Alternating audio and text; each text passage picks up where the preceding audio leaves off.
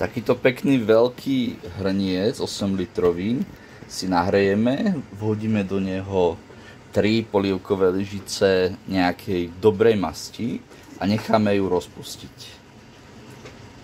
Keď sa masť rozpustí, dáme do hrnca 2 veľké cibule nakrájané tak nahrubo, nemusíme nejak extra, však varíme guľaš.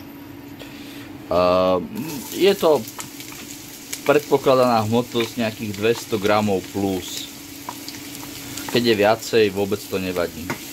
A cibulu smažíme do farby. Chceme, aby chytila takú jemne hnedú farbu, skôr takú zlatú, lebo vtedy chytí aj tú správnu guliašovú chuť. To, čo chceme dosiahnuť, je takáto zlatistá farba u cibulky. A teraz pridáme cesnak. Minimálne tých 30 gramov, keď bude viacej, toto je 45, vôbec to nevadí. Cesnak sa pomerne rýchlo spraví, čiže nám zostáva tak minútka, kým sa spraví cesnak. Možno 3, záleží ako moc vám hicuje šporák. Keďže sa nám smaží cesnak, pridáme divoké korenie. To sú 5 lístkov bobkového listu, nejakých 5 bobuliek, čo to je? 5 bobuliek nového korenia, nejakých 10 až 20 bobuliek čierneho korenia, a 1 lyžička celého kmínu, všetko v nejakom obale, buď v plátienku alebo v takomto čajovom sáčku, ako je tento.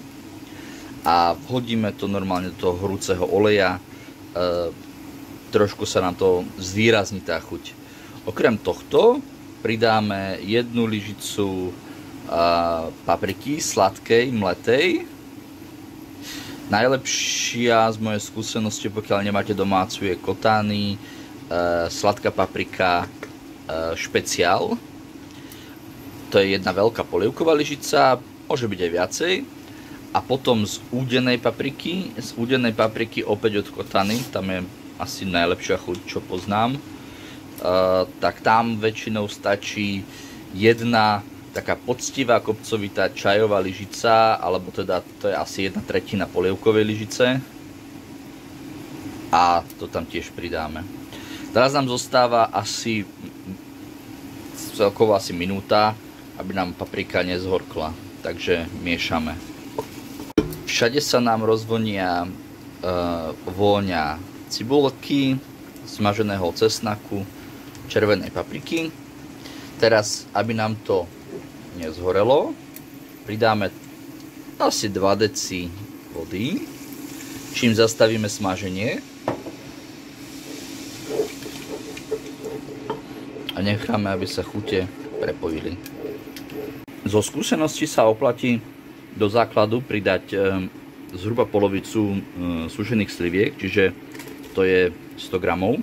A ďalších 100 gramov niekedy v druhej tretine varenia.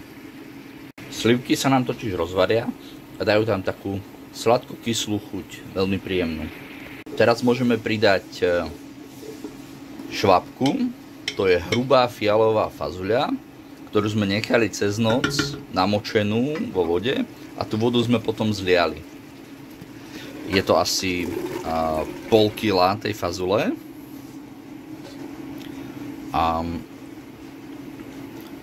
Ideálne je, keď máme domácu, samozrejme, ale keď nemáme domácu,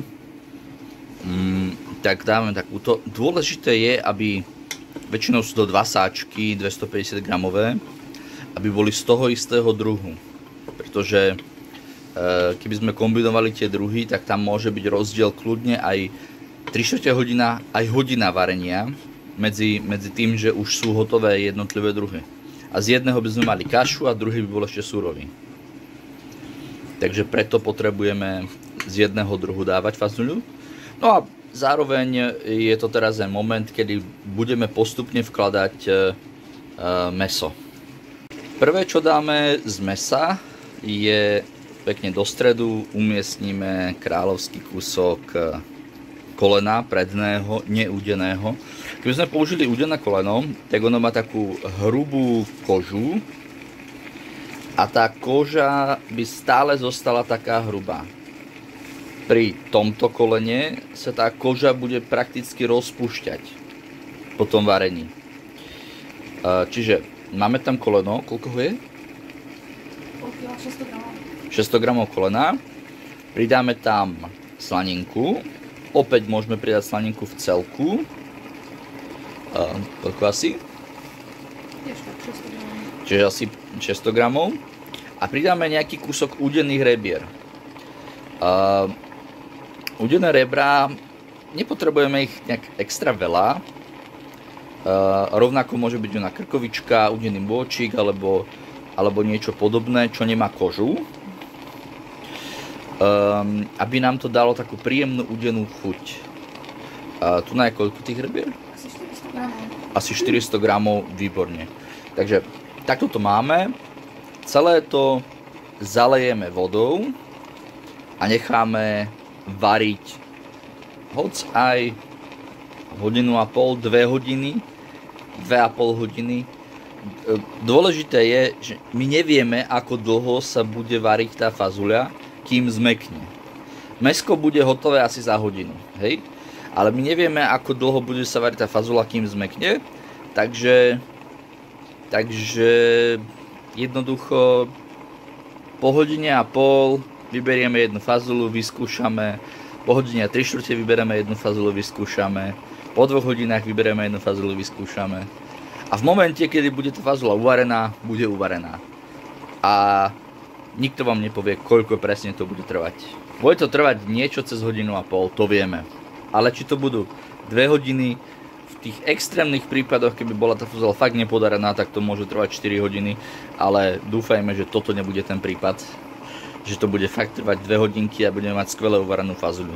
Takže poďme na to, zalejeme to vodou, zakrieme to a necháme, nech toto jedlo sa nám proste bude variť. Takže máme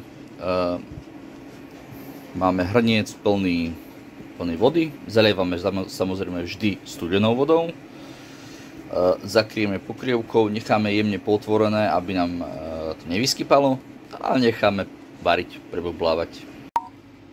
Po hodine a 3/4 varenia je fazuľa už zmeknutá a teraz vyberieme mäso. Sú rebrá, slanina, tak a ešte koleno, ale asi koleno dáme na zvlášť tanier.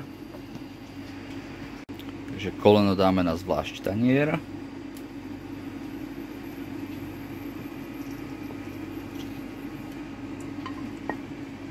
Tak, výborne. Kým sa nám schladí mäso, tak zoberieme pol kila klobasy a dáme ju uvariť pekne do polievky. Pomalinky a isto sa blížime ku dokončovacej fázi, to znamená, že máme klobásky, ktoré už by mali byť uvarené. Tým klobáskam netreba veľa času, takže ich môžeme povyberať. Nedávali sme ich na začiatku kvôli tomu, aby zbytočne nepustili šťavu, aby nechali v sebe vlastne tú chuť. A teraz ich povyberáme z polievky uvarené. Necháme ich trošku ochladnúť a naporcujeme ich. Ešte nám chýba tá pikantná a ešte jedna taká z tých tmavých tenkých, tuším. A možno už ani nie. Nie? Ešte jedna, že? Teraz už môže nabodnúť, teraz už to je v poriadku. Dobre. Takže klobásky dáme na bok. prihodíme pol kila tak primerane nakrájané zemiačiky. Keď dáte väčšie kúsky, budú sa variť dlhšie, keď dáte menšie kúsky, budú sa variť kratšie. Klasika. A ešte budeme potrebovať tú druhú polovicu sliviek. Toto je 250 gramové balenie. Môžeme dať všetky, ale nemusíme, ale môžeme.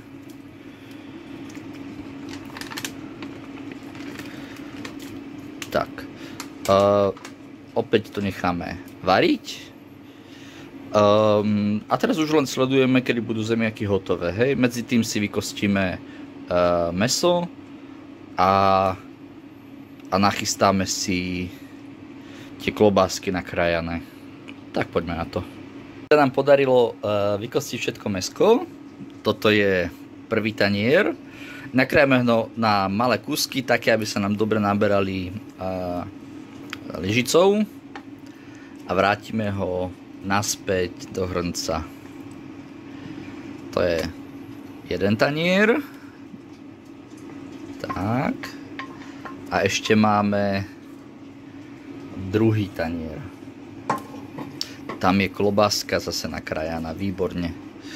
Takže vrátime aj klobásku do hrnca.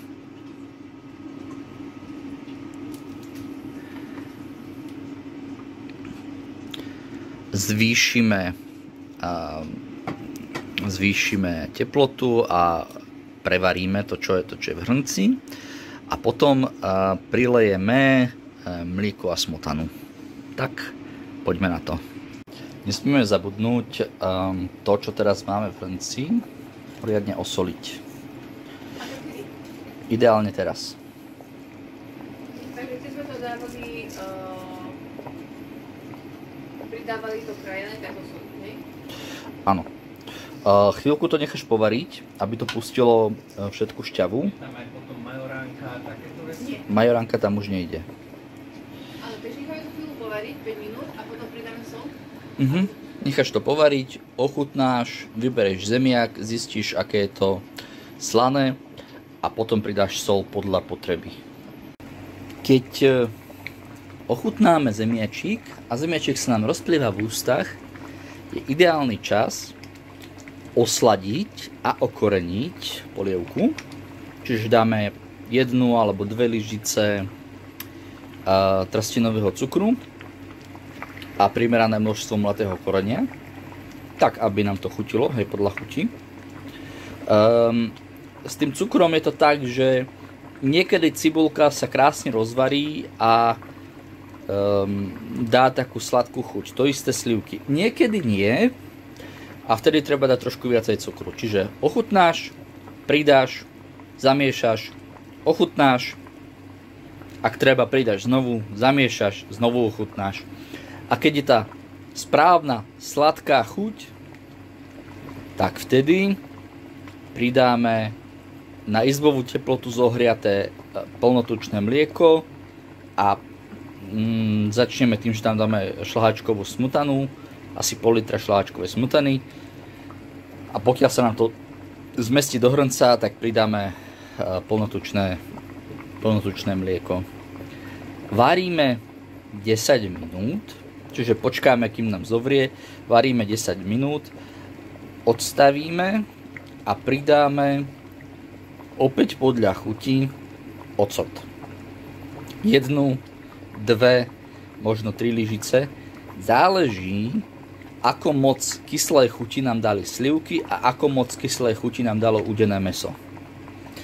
Takže budeme sa tu hrať s ochutnávaním. Priložím, ochutnám, priložím, ochutnám a keď je to ideálne, tak to odstavím. Poďme na to.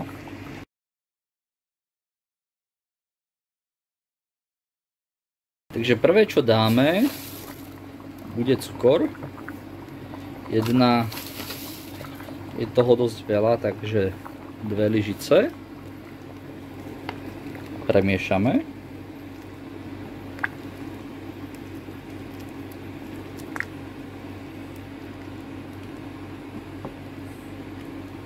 A chvíľku počkáme, kým sa nám cukor rozpustí. keď máme správne osladenú, čiže takú musí to byť príjemná kombinácia kyslej a sladkej chuti. To je veľmi dôležité, hej, že na jazyk si to dáme a chutí nám tá kombinácia kyslej a sladkej chuti, tak tam pridáme pol litra šľahačky.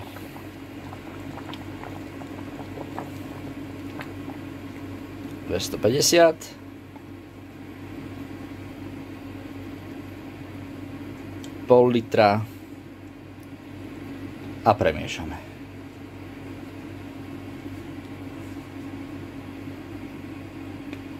To je len čo. Máme toho hromadu, že áno. Teraz, keby máte 10 litrový hrniec, tak sa vám to aj výborne mieša, ale teda nemáme 10 litrový, máme tento 8 litrový. Teraz pridáme do toho celého plnotučné mlieko. Ak sa nám zmestí celý liter, bude to výborné. Ak sa nám nezmestí celý liter, svet sa kvôli tomu nezrúti.